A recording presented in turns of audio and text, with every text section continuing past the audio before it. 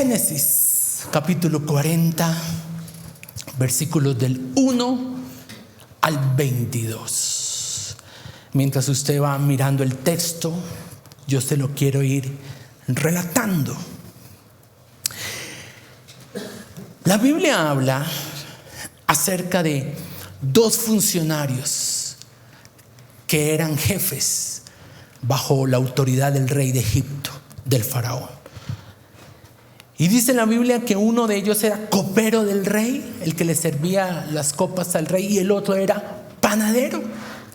Y la Biblia afirma que los dos, el jefe de los panaderos y el jefe de los coperos, delinquieron en contra de su rey. Y se enojó Faraón contra sus dos oficiales y los puso en la prisión. ¿Y se acuerdan quién estaba en la prisión? José. De él venimos hablando ya hace algunos domingos. Y el capitán de la guardia, el influyente, y comenzaban a brotar y comenzaron a florecer, y de repente dieron fruto, un racimo de uvas. Y la copa del faraón estaba en mi mano, y yo tomé las uvas, las exprimí y le serví la copa. Y José le dijo: esta es la interpretación de ese sueño. Faraón levantará tu cabeza después de 3 días, porque las 3 plantas que viste representan 3 días, y a los 3 días él te va a restituir y te va a devolver el puesto que perdiste. Entonces el jefe de los panaderos también le contó el sueño a José y le dijo: en cambio yo, mi sueño, vi 3 canastillos blancos sobre mi cabeza. Ahí habían todos los manjares de panadería para el faraón, pero las aves vinieron a comer sobre mi cabeza. Entonces José le dijo: la interpretación de ese sueño es la siguiente: las 3 canastillas son 3 días. A los mismos 3 días en que Faraón restituirá al jefe de los coperos, a ti te mandará llamar, pero a ti te hará colgar en la horca, y las aves vendrán y comerán tu carne. ¿Qué ocurrió? Versículo 20 de este capítulo 40 de Génesis. Al tercer día, que era el día del cumpleaños, la primera vez que en la Biblia aparece la palabra cumpleaños. Al tercer día, que era el día del cumpleaños de Faraón, el rey hizo un banquete y convidó a todos sus sirvientes, y llamó de la cárcel al jefe de los panaderos y al jefe de los coperos. Y tal como lo interpretó José, hizo volver a su oficio al jefe de los coperos y puso la copa de nuevo en su mano. Pero hizo ahorcar al jefe de los panaderos tal como lo había interpretado José. Quiero hablar de 4 enseñanzas que este texto nos da. Por supuesto, cada vez que usted se acerca a un texto de la Biblia, el Espíritu Santo le puede mostrar cosas específicas de acuerdo a lo que usted está cruzando y según lo que Dios le quiere hablar. Pero quiero compartir con la iglesia 4 enseñanzas que podemos extraer de este capítulo, porque algunos leen algunas porciones históricas de la Biblia, del Antiguo Testamento, y no le encuentran mucha aplicación a su vida. Pero en realidad todo lo que está escrito en la Biblia tiene como propósito que nosotros escuchemos la voz de Dios a través de ese pasaje. Y eso espero que en esta mañana todos, después de leer ese pasaje, salgamos diciendo: el Señor me ha hablado. Número 1. Este pasaje me habla acerca de una enseñanza acerca del pecado. En el versículo 1 de Génesis 40, la Biblia afirma: aconteció después de estas cosas, que el copero del rey de Egipto y el panadero delinquieron. ¿Qué hicieron? Delinquieron contra su señor, el rey de Egipto. Venimos en una serie hablando acerca de las personas con las que José se encontró rumbo al cumplimiento del propósito de Dios para su vida. Y hemos visto a sus hermanos que fueron los oponentes. A Potifar, que fue su conveniente. Vimos a la esposa de Potifar, que fue su imponente. Hace 8 días hablamos del jefe de la cárcel, que fue su personaje influyente. Y me ha dado briega buscar palabras que terminen en ente y que rimen. Entonces, después de los oponentes, de los convenientes, de los imponentes y de los influyentes, hoy vamos a hablar de los delincuentes. ¿Qué es un delincuente? Es alguien que delinque, que comete un delito. Alguien que hace algo que va en contra de la ley. Un malhechor, un criminal, un infractor. Y la Biblia muestra que el copero y el panadero, a pesar de ser jefes y manos derechas del faraón, pecaron. Y debido a ese pecado recibieron un castigo por parte del rey, debido a la infracción que habían cometido. Y podemos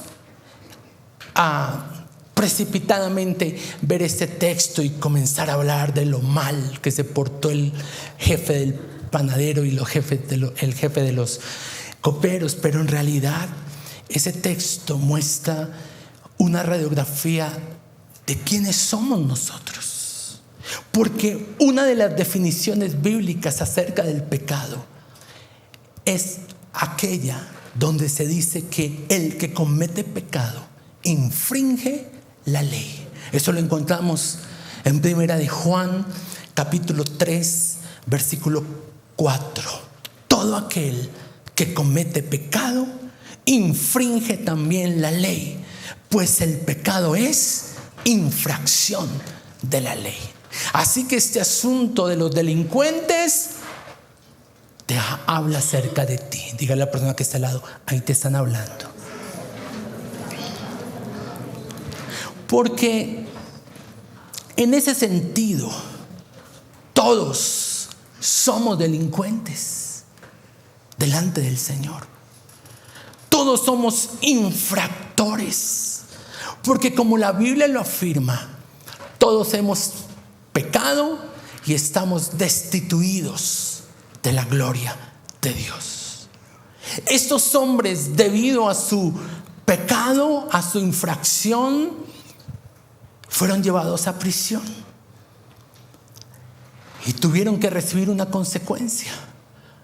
Y esto me muestra que la Biblia confirma que la paga del pecado es muerte, y que el alma que pecare, esa morirá.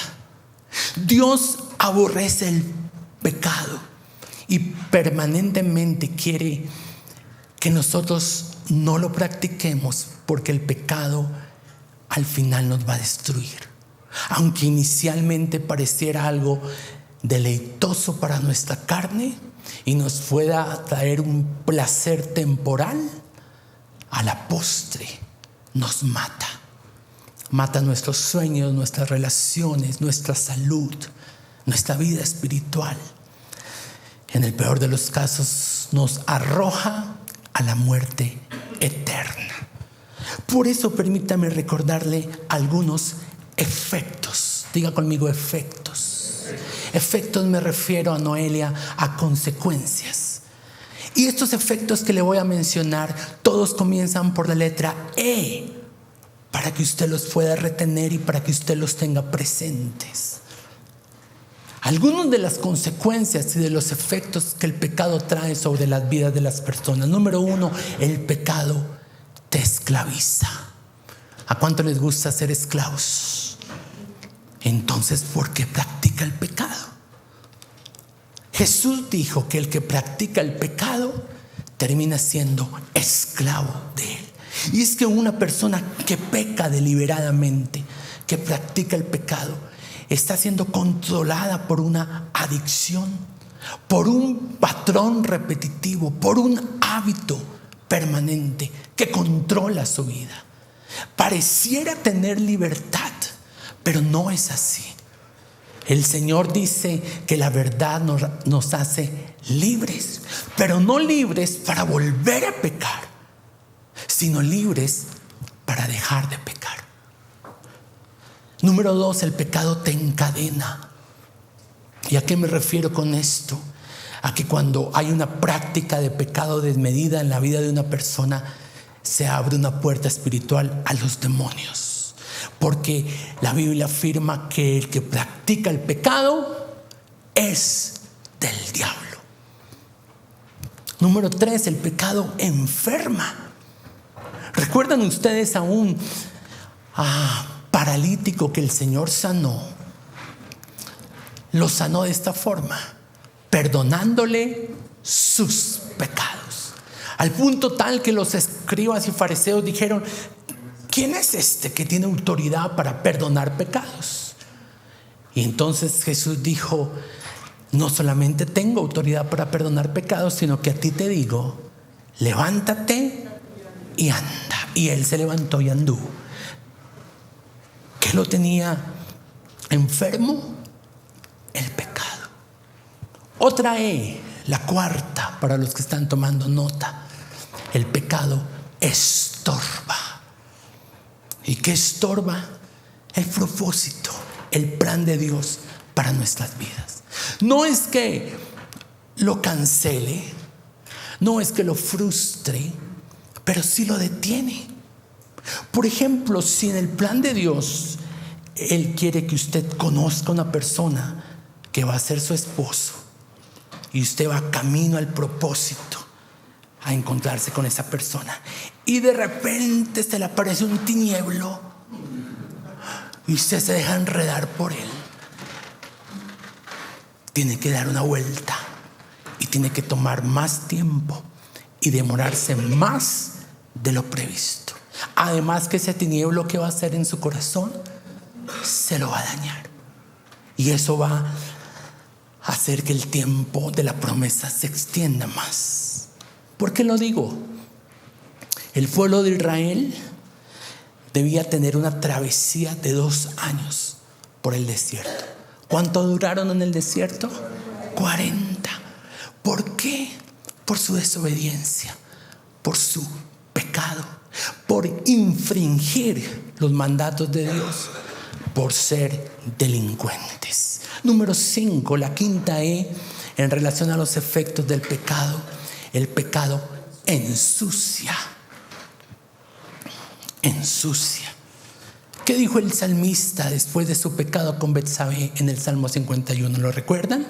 Lávame más y más de mi maldad y límpiame de mi pecado. ¿Cómo se siente una persona que practica el pecado? Sucia. El Señor ha puesto unos vestidos blancos y nosotros los hemos contaminado a través del pecado. Número 6, el pecado engaña. Porque yo estoy seguro que cualquiera de nosotros que supiéramos la consecuencia que el pecado traerá en nuestra vida, si tuviéramos la posibilidad de regresar el tiempo, no volveríamos a cometer ese pecado. ¿Ustedes están conmigo o no?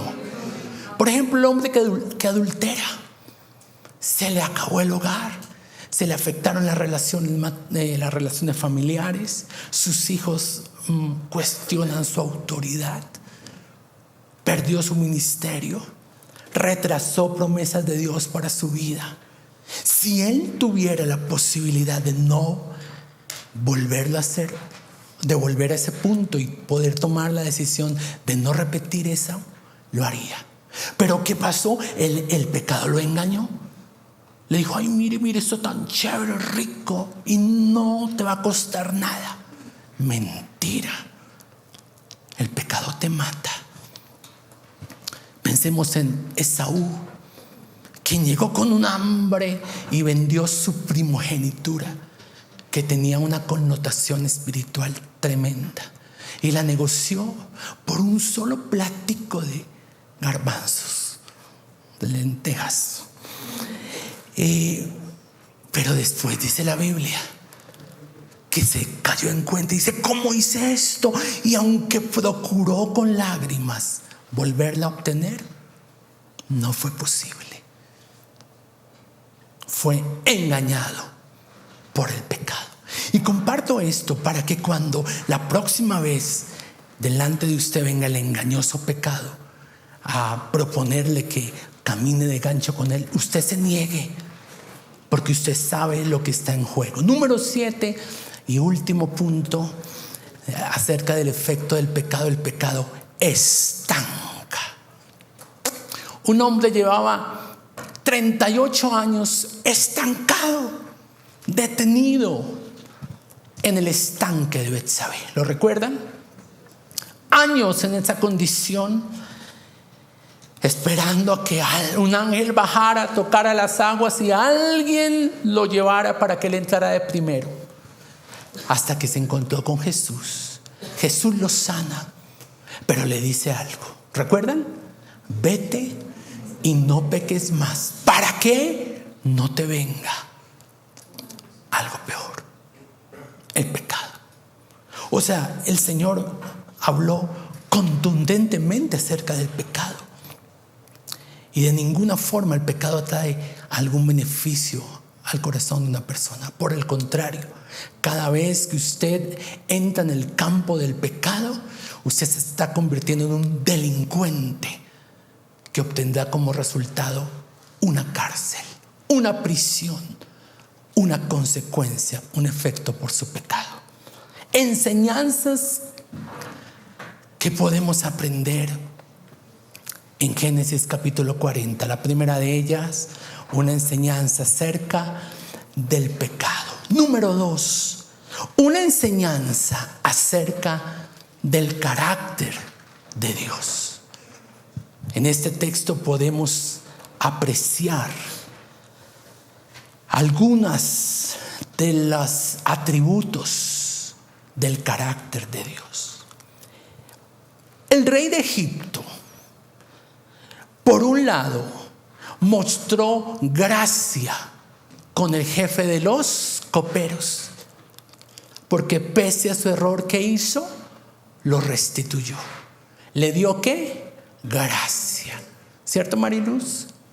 Y al jefe de los panaderos le mostró justicia, es decir, pagó por el delito que cometió. Por eso esta porción me habla acerca del carácter de Dios, porque Dios tiene ese equilibrio perfecto entre justicia y misericordia, entre gracia y santidad. Los dos delinquieron, los dos pecaron, pero uno de ellos en la gracia del faraón fue restituido y el otro en la justicia del faraón fue castigado. Por eso en el Salmo 85:10 la Biblia dice que la misericordia y la verdad, o como en otra versión lo dice, la misericordia y la justicia se encontraron, y que la justicia y la paz se besaron. ¿Dónde? En la cruz del Calvario. Porque en la cruz del Calvario se reveló la ira justa de Dios, que trajo castigo sobre el inocente, sobre Jesucristo, pero a la vez se derramó gracia y misericordia sobre cada uno de nosotros. ¿No es esto maravilloso? Por eso la obra de la cruz tiene que ser permanentemente recordada por nosotros, porque en la cruz se revelaron los atributos del Señor. Además que en la cruz, si ustedes lo recuerdan, y volviendo al título de mi enseñanza en esta mañana, ¿quiénes estaban al lado y lado de la cruz? ¿Dos qué? Delincuentes. En Génesis 40 ya se está hablando proféticamente, ya se está mostrando un cuadro acerca de la cruz. En la cruz, si ustedes lo recuerdan, uno de los delincuentes fue llevado al paraíso. ¿Fue tratado con qué? Con gracia, con misericordia. Y el otro recibió la justa sanción por su error, por infringir la ley. Así que, ¿de qué depende el desenlace de mi historia?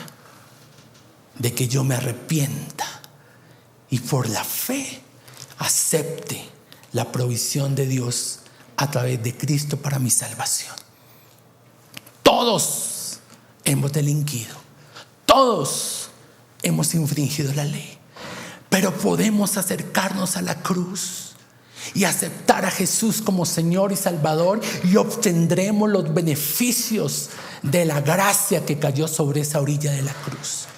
Pero por otro lado, si usted persiste en pecar y decide seguir promoviendo en su vida una práctica de pecado, usted va a recibir la justicia de Dios. Porque es cierto, Dios es amor, pero a la vez es santo, y sin santidad nadie verá al Señor. Y usted no puede ser santo por usted mismo, ni yo tampoco, pero el Espíritu Santo está a nuestro lado para capacitarnos. Así que yo le animo, por si usted no ha tomado una decisión totalmente consciente de vivir a la orilla de la misericordia del Señor, de aceptar a Cristo como Señor y Salvador, que hoy lo haga y que determine en su corazón que nada ni nadie lo pueda separar del amor de Dios. Porque si no, tristemente terminaremos en un lugar llamado infierno, que no es otra cosa que una eternidad lejos de la presencia de Dios. Y yo creo que esto debió haber hablado muy fuerte al corazón de José, porque un día José saldría de la cárcel y él tendría que escoger qué orilla de la cruz tomar. Él salió, y debido a que en la cárcel siguió siendo fiel a Dios, Dios no solamente lo restituyó, sino, escúcheme, también lo promovió. Y terminó siendo el gobernador de Egipto, el hombre más influyente y más poderoso de los hebreos en el imperio egipcio. En el Salmo 115:3 dice la Biblia: nuestro Dios está en los cielos y todo lo que Él quiere lo hará. ¿Por qué traigo a colación este versículo? Porque Génesis 40 no solamente me revela la misericordia y la justicia, sino hay algo que debemos entender, que también aquí se revela la soberanía de Dios. Es decir, de acuerdo a la voluntad de Dios, algunos en nuestros pecados seremos tratados con misericordia, pero otros seremos tratados con justicia, o serán tratados con justicia. ¿Y de qué dependerá? Sí, de que entreguemos nuestra vida a Jesús, pero en algunos casos Dios es soberano. ¿Y sabe quién me enseñó ese versículo? ¿Quién me lo recordó? Doña Betulia. Ella me dijo, Dios me habló y me dijo que lo que Él quiere hacer, lo hará. ¿Y por qué? Porque hace un par de meses mi hermano, que vive en los Estados Unidos con su esposa, tuvo que venir de emergencia a Bogotá con su hija mayor, quien vivía lejos de ellos, porque ella vivía en California, ellos vivían en la Florida, y vinieron a Bogotá por el costo de la medicina y vinieron por un milagro. De hecho, me gustaría que un día él les compartiera en detalle acerca del milagro que él vino a buscar y que efectivamente recibió para su hija. Y era un milagro tan impresionante. Yo fui a visitarla varias veces a la clínica Santa Fe. Trasplante estaba a punto de morir. Yo la vi, ustedes la conocen porque ella ha venido aquí a la iglesia. Y yo la vi la primera vez. Fue ver a otra persona totalmente en los huesos, con la piel colgando. Pero Dios hizo un milagro. Y digo que doña Betulia me mostró este versículo y tiene una autoridad para decirlo, porque aunque nosotros tratamos humanamente de buscar lo mismo para el caso de mi cuñada, no pasó. Y es allí donde solo nos queda abrazar por la fe la soberanía de Dios y entender esto, que Dios hace como Él quiere. Sin embargo, Él sigue siendo Dios. Y en unas y en otras lo adoramos y lo alabamos y lo bendecimos. Alguien puede pensar, entonces, pastor, pues yo sigo pecando porque finalmente Dios es soberano. Cuidado. O si no, preguntémoselo a Sansón en Jueces capítulo 16 versículo 20. Sansón pecaba y pecaba y pecaba, y había recibido ¿qué? Gracia. Hasta que una vez la ecuación se cambió y tuvo que verse cara a cara con el Dios de la justicia. Dice la Biblia que le gritaron y le dijeron: Sansón, los filisteos están sobre ti para esclavizarte, para encadenarte por tu pecado. Y él despertó de su sueño y dijo: esta vez me saldré con la mía como la vez pasada y escaparé, porque Dios me da su gracia, su misericordia. Pero no sabía que el Señor ya se había apartado de él. Versículo triste de la Biblia. Génesis 40 me da una enseñanza acerca de los atributos o del carácter de Dios, su misericordia, su justicia, pero también su soberanía. Y lo que Él quiere hacer, lo hace. Número 3.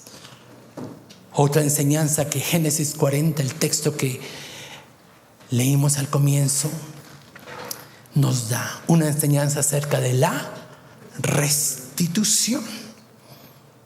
Versículo 13 dice: al cabo de 3 días, José interpretando el sueño al copero, Faraón levantará tu cabeza y te restituirá. Dígale a la persona que tiene allí cerca: Él te restituirá. ¿Qué hizo Faraón con el copero en este texto? Lo restituyó. ¿Cuántos dicen amén a eso? ¿Cuántos saben que Dios es un Dios que restituye? Él va a restituir lo que se comió la oruga, el saltón, el revoltón. Él te va a devolver 7 veces lo que el diablo te robó. ¿Alegra eso la iglesia en esta mañana?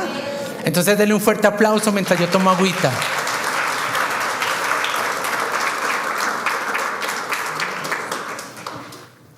¿Qué es restituir? Restituir es dar a alguien lo que tenía anteriormente. Es restablecer, por ejemplo, una relación que el pecado afectó.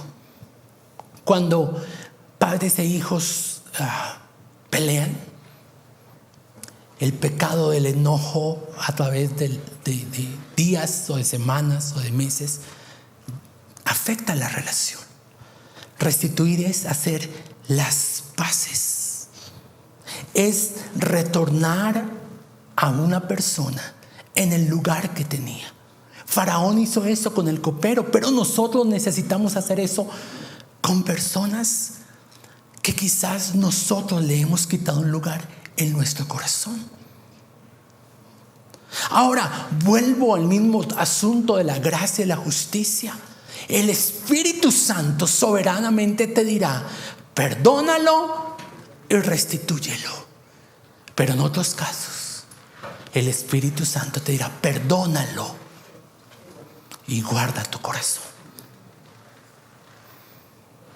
Por ejemplo, yo perdoné a mi abusador, pero eso no significa que le iba a devolver el lugar de confianza que en nuestra casa le habíamos otorgado. Perdonar. Así que yo quiero que piense en este momento, ¿a quién tiene usted que restituir? Porque Jesús en la cruz nos restituyó. Él nos puso en amistad con Dios. A través de su obra redentora nos devolvió la paz que el pecado nos había robado. Nos devolvió el gozo de la salvación, vida eterna, nos adoptó. Y si nosotros somos creyentes, tenemos que ser restituidores. Aprendamos de Él, que es manso y humilde de corazón. ¿A quién tienes que restituir? ¿A quién tienes que volver a darle un lugar que antes tenía en tu corazón? Obvio que si es su exnovio que le puso los cachos, usted lo perdona, pero de lejos, para que no le vuelva a hacer daño. Por eso digo, aquí también tenemos que escuchar la voz soberana del Espíritu Santo. Sanar nuestro corazón, pero a la vez protegerlo para que no nos lo sigan dañando. Pero habrá personas, nuestras relaciones cercanas, nuestros padres, nuestros hermanos, nuestros hijos, nuestro familiar, nuestro esposo, a quien tenemos que perdonar, pero que debemos darle el lugar que antes tenía, porque eso es lo que yo veo en muchos matrimonios. Se perdona, pero uno hace votos internos. Ya no vuelvo a ser especial con él. Ya no le vuelvo a confiar mis cosas. Ya no vuelvo a ser especial con su familia. Y ahí es donde tenemos que restituir. Restituir es devolver el lugar que por el pecado alguien perdió. Por ejemplo, un papá no puede retener el enojo permanente con su hijo. El hijo pródigo, Lucas 15, 17 al 21, es un ejemplo maravilloso de restitución. Un hijo arrepentido por haber tomado una mala decisión, por haber malgastado la herencia de su padre, decide volver y pedir perdón. Y la Biblia dice que el papá lo miró mal, le volteó el rostro y no le dio de comer. ¿Sí dice así? No. Dice que lo vio de lejos y salió a correr a donde él estaba, lo abrazó, lloró con él y lo besó. Restitución. Y esto es lo que el Padre siempre hace cuando nosotros hemos pecado. Y venimos y suplicamos que por la sangre de Cristo podamos recibir esa restitución de la relación que se afecta con Dios por nuestro pecado. Número 4, y con este ya tengo que ir terminando. En el versículo 4 de Génesis 40, la Biblia dice que el capitán de la guardia encargó a estos presos a José y que José les servía. Número 4, una enseñanza acerca de nuestro llamado. La Biblia afirma que José servía a estos delincuentes. Tal vez es una de las primeras referencias bíblicas acerca de un ministerio carcelario. Y no sé si usted sabía, pero yo estuve algo más de un año en un ministerio carcelario. Íbamos a ministrar allí con mi hermano, que es el que vive en Estados Unidos. Él iba a tocar la guitarra, yo predicaba la palabra. Y Dios nos abrió una puerta para predicar en el pabellón máximo de seguridad de la Modelo.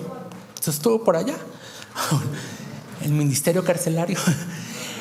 Pero allá estuvimos, entramos y fue tremendo ver lo que Dios hizo. Pero aquí también quiero traer los atributos de Dios. Íbamos cada 8 días y a veces a los 8 días escuchábamos: Dios hizo un milagro tremendo, y este hombre sobrenaturalmente salió en libertad. Ya había recibido a Cristo, se reunía con nosotros, escuchaba la palabra y afuera siguió a Jesús. Pero a veces llegábamos y nos decían: este hombre se ahorcó, o este hombre le pusieron pena de muchos años y no tiene esperanza de salir. Viendo de nuevo la gracia y de nuevo la justicia.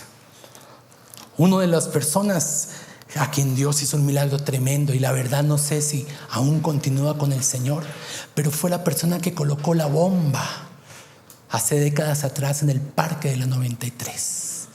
Le llamaban Piquiña, un joven de no más de 23 años en ese entonces, que le sirvió a Pablo Escobar. Pero al recibir a Cristo, él pudo abrazar la gracia y la misericordia, que aunque permaneciera en la cárcel, sabe, tendría una libertad mayor, la libertad de su alma y de su corazón. Y creo que eso fue lo que el copero y el panadero vieron en José, que aunque él también estaba en la cárcel, aunque él estaba también en prisión en el caso del injustamente llevado, ellos veían en él una libertad que le había sido conferida por el poder de Dios. Y José pudo haber dicho: esos son unos malhechores, son unos delincuentes, ¿yo qué les voy a servir? Pero no, él entendía que en el lugar donde Dios lo colocaba debía servir a Dios. Y por eso José interpretó los sueños tanto del uno como del otro. Y nuestro llamado, iglesia, tiene que ser un llamado que no tiene acepción de personas. Aunque te pinche la cola, esa persona necesita de Cristo. Aunque usted todo quiera menos compartirle de Jesús, habrá momentos, escenarios donde Dios te va a llevar para que allí tú le sigas sirviendo. Uno quisiera que la gente que llega al grupo Fuente, o los nuevos que llegan a la iglesia mejor, fueran todos espirituales, que viven en el espíritu, que sirven incondicionalmente. Pero seamos sinceros, eso es una utopía, eso es algo muy ideal. Por lo general la gente llega como llegaron los hombres que visitaron a David en la cueva de Adulam. ¿Lo recuerdan? En 1 Samuel 22 del 1 al 2 dice que David estaba en la cueva huyendo de su suegro que amenazaba con matarlo, y se le unieron a él. Mire las características de esos discípulos: endeudados, afligidos, amargados, delincuentes. Y él les sirvió y llegó a ser el líder de ellos. Así que si usted hoy dice: yo soy así, endeudado, afligido, amargado, créame que si usted rinde su vida al Señor, Dios va a hacer de usted un hijo de Dios que va a usar esas situaciones del pasado para bendecir a otros en el presente. Nos encontraremos con personas que han fallado, nos encontraremos con personas que incluso nos han hecho daño, y el Señor te dirá: sírveles. Te tendrás que acordar de tu llamado y de tu ministerio. En 1 Samuel 30:11, a David le habían quemado la casa, se habían llevado las mujeres, lo habían dejado sin nada, y camino persiguiendo a los ladrones se encontró a un hombre que por haber estado herido lo dejaron a medio del camino. Y un hombre lleno de ira, ¿qué hubiera hecho? Lo mata, se venga. Pero la Biblia dice, 1 Samuel 30:11, hallaron en el campo a este hombre egipcio, lo trajeron a David y le dieron pan y comió, y le dieron a beber agua. Después de que lo sustentaron, David le dijo: ¿dónde están? Y ese hombre a quien él sirvió, a pesar de que había delinquido en contra de él, fue el instrumento que Dios usó para mostrarle el campamento de los amalecitas y recuperar así todo lo que el enemigo le había robado. Así que no sabemos cuando le sirvamos a ese delincuente, a ese que cometió un error hacia nosotros, cómo Dios puede honrar ese paso de fe y de humildad, haciendo que esas personas nos lleven a victorias posteriores. Sin embargo, hay textos que muestran la misericordia de alguien que ha fallado, pero también hay textos que muestran la justicia implacable de otros que también han fallado. Delincuentes. Los delincuentes de Hechos capítulo 5, ¿recuerda quiénes son? Ananías y Zafira. Pregunto, ¿fueron perdonados? ¿Fueron recogidos, levantados? No, la Biblia afirma en el versículo 4 que Pedro dijo: ustedes no han mentido a los hombres, no me engañan a mí, sino a Dios. Y al oír esto, Ananías cayó y murió. Y de esta manera vino un gran temor sobre todos los que lo oyeron. Gracia y misericordia se encuentran en la soberanía de Dios, y Él hará y nos tratará conforme a lo que Él quiera. Nos ponemos en pie. 4 enseñanzas de Génesis capítulo 40. Una enseñanza acerca del pecado, una enseñanza acerca del carácter de Dios, una enseñanza acerca de la restitución y una enseñanza acerca de nuestro llamado. Quiero que cierre sus ojos un instante, por favor, y que levante sus manos en acción de gratitud a Dios por su palabra en esta mañana.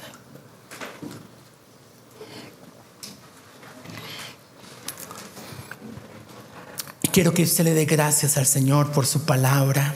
Dele gracias por lo que el Espíritu Santo de Dios en esta mañana ha hablado a su vida. A ese versículo que el Espíritu Santo resaltó a su corazón en este día, a esa frase, a ese punto, a esa referencia, a esa ilustración, a ese testimonio con el que Dios ha venido hoy a hablar de forma personal con usted. Acérquese a Jesús. Y quiero primeramente que tomemos un tiempo para arrepentirnos del pecado. La paga del pecado es muerte y hay efectos terribles.